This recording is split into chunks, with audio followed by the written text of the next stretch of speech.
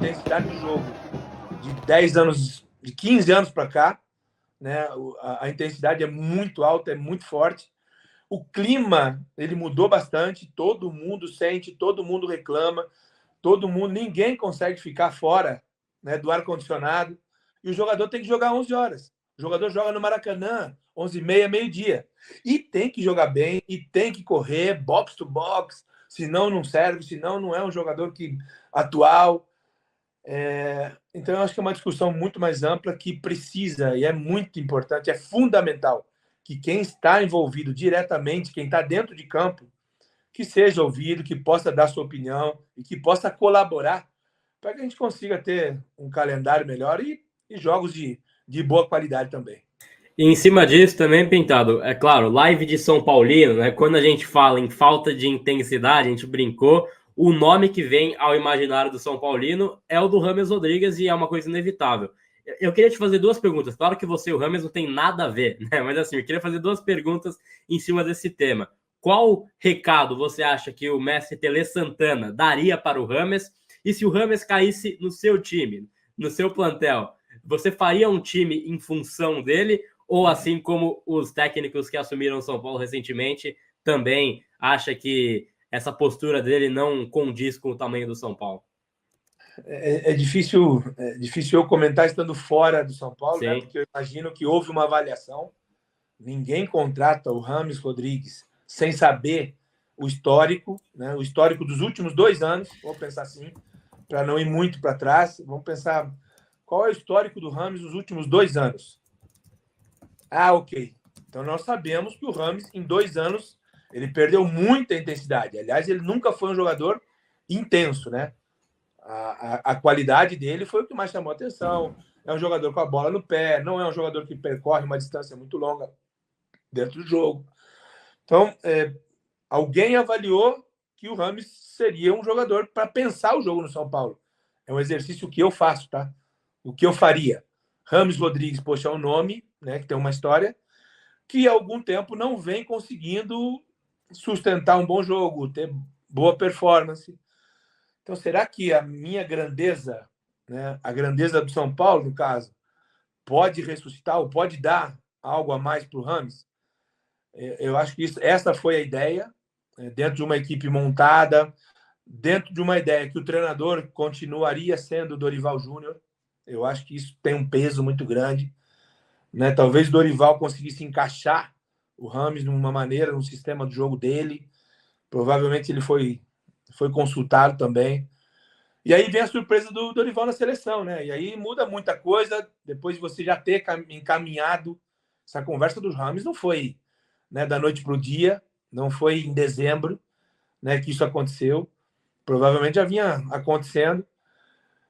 E aí, repito, infelizmente não encaixa, né? O James, a maneira com que o James joga, não estou discutindo a qualidade, mas a maneira, a característica do James não encaixa no São Paulo, né? Nunca, nenhum jogador, né, do São Paulo andou em campo, né, ou tinha pouca intensidade e conseguiu se sustentar. E o mestre Tele não deixaria nem ele passar no portão. Imaginei. Eu tenho uma pergunta nesse gancho aí, Pintado, porque eu tive uma leitura de um episódio que aconteceu quando você trabalhou no São Paulo, que eu queria que você comentasse, que a gente fica do lado de fora como torcedor, a gente lê as coisas de acordo com o que chega para a gente não está na vivência, né? Mas falando até desse gancho do James, né? Alguns jogadores têm vou usar uma palavra que alguns torcedores não gostam, mas um fã-clube muito forte, né?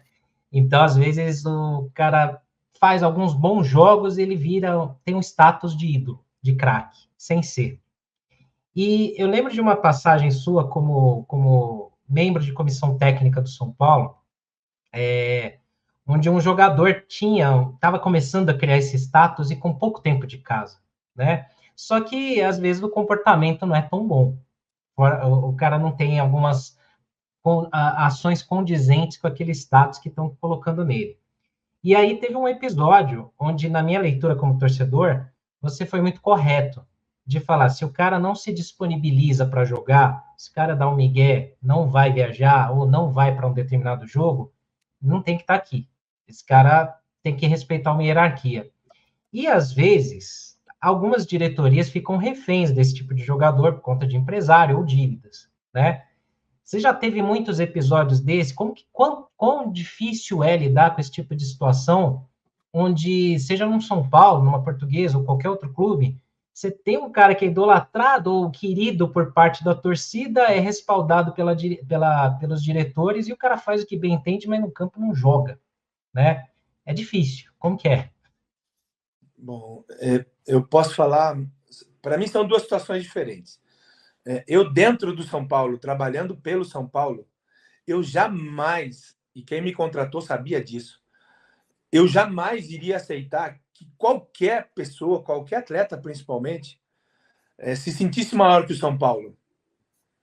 Eu acho que isso seria, para mim, algo covarde da minha parte, depois de ter vivido, depois do São Paulo ter me dado tanto, ter mudado minha vida de uma maneira tão grande, seria uma covardia da minha parte eu não questionar, eu não colocar para esse profissional, seja ele qual for, em qualquer situação, que faltasse com respeito ou que ele sonhasse que ele seria maior que o São Paulo. Nem Rogério Ceni, muito pelo contrário, um dos grandes ídolos.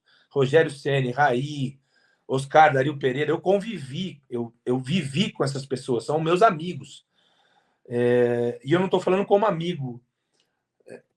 A idolatria que a torcida tem com esses profissionais é porque eles entregavam tudo, eles nunca deixaram de jogar, muitas vezes machucados, jogaram machucados, fizeram questão de participar, porque o São Paulo, todo mundo entendia, que o São Paulo, Diego Lugano, são profissionais que eu não posso esquecer, deixar de falar. Estou esquecendo algum, é claro que eu vou deixar de fora, Zete, Ronaldão, meus irmãos aí, guerreiros de grandes batalhas. Eu tinha que me posicionar, eu tinha que informar a esse profissional que primeiro ele tinha que ter ganho 2 Libertadores, 2 Mundiais no São Paulo para poder falar, eu tô com... tenho alguma outra coisa e eu não quero ir. Sabe? Eu respeito, eu acho que o profissional tem todo o direito de falar, eu não quero jogar, eu não me sinto bem, eu tenho uma outra proposta, eu acho que isso faz parte, eu respeito, mas não posso aceitar que o jogador se coloque ao lado quando o clube mais precisa, principalmente o São Paulo. No momento que o clube mais precisa desse profissional, que também vai ter a vida transformada porque joga, porque jogou ou porque está no São Paulo, ele tem que dar vida, ele tem que aparecer, ele tem que ir, ele tem que compartilhar, ele tem que participar, seja ele em qualquer lugar, jogando, torcendo, no banco, onde é que seja, esse profissional tem que entregar para o São Paulo o que o São Paulo dá de retorno. Eu estou acostumado a ver isso.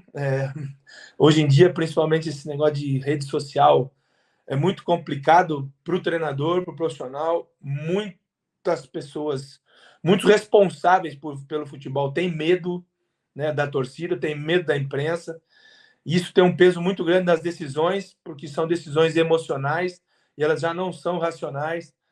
E é por isso que a gente vê muita coisa que a gente está vendo no futebol brasileiro.